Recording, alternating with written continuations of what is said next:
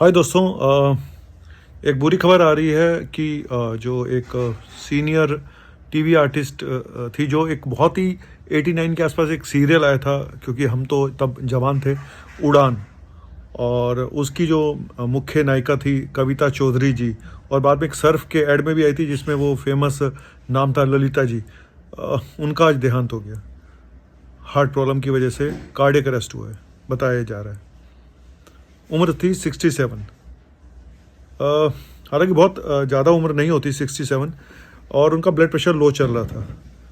मैं आज सिर्फ इतना आपको बताना चाहूँगा। पहले तो ये बोलूँगा कि भगवान उनकी आत्मा को शांति दे, और मैं सिर्फ ये बोलना चाहूँगा कि जो ब्लड प्रेशर लो होता है हार्ट पेशेंट्स में, ये एक बहुत क्रिटिकल साइन होता है। मैं बार बार ये बोलता हूँ कि एक होता है हार्ट अटैक के समय ब्लड प्रेशर का हाई होना, और दूसरा वो पेशेंट जिनका हार्ट अटैक के समय ब्लड प्रेशर लो है। तो जिनका ब्लड प्रेशर हाई होता है उनकी प्रोग्नोसिस अच्छी होती है, मैं सच बता रहा हूँ। मतलब मैं खुश हो जाता हूँ अगर मुझे थोड़ा सा बीपी हाई मिलता है हार्ट अटैक के पेशेंट का, तो मुझे लगता है कि नहीं यार, ये सेफर साइड में है। और हार्ट अटैक हुआ पड़ा है और बीपी लो है, 90 है, 80 है, बहुत चांसेस होते हैं कि पेशेंट कार्डियोजेनिक शॉक में जा रहा है, और उससे निकाल पाना बहुत मुश्किल होता है। और उसी के साथ साथ अगर सांस फूलना भी शुरू हो जाए, लंग्स में पानी भी भर जाए, तो ये एक दुधारी वो होती है मार, कि एक तरफ बीपी लो हो गया है, दूसरा उधर से लंग्स में पानी भर गया है, हार्ट की मसल डैमेज हो चुकी हैं, और करें तो करें क्या। दोनों को एक साथ संभाल पाना बहुत मुश्किल होता है, और पेशेंट के बचने के चांसेस बहुत कम हो जाते हैं।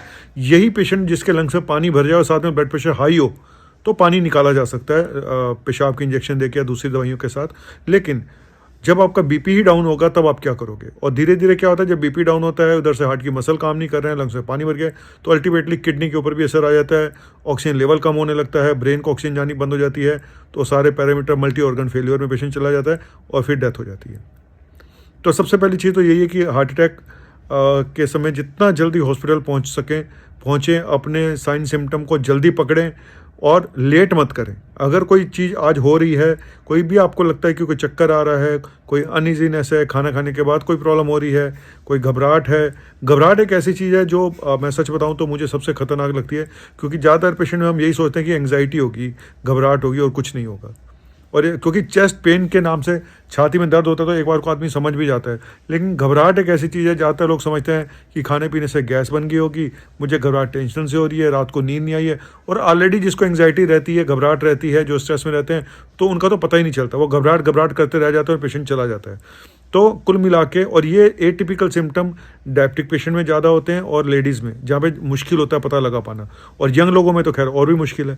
हालांकि इनकी एज तो 67 थी। चलिए, हालांकि मैं फिर बोलता हूँ 67 कोई एज नहीं होती है, लेकिन सिर्फ प्रे कर सकते हैं। और आप लोग अपना ध्यान रखिएगा, अपने टेस्ट टाइम पे कराइएगा, और जो टेस्ट सीटी एंजियोग्राफी मैं बोलता हूँ, सीटी कोरोनरी एंजियोग्राफी सबसे मुख्य टेस्ट है, उसको इग्नोर मत करिएगा। अगर आपको कुछ समझ में नहीं आ रहा है, टेस्ट नॉर्मल आ रहे हैं, फिर भी आप ठीक नहीं है, तो एक बार सीटी कोरोनरी एंजियोग्राफी करा के देख लीजिएगा।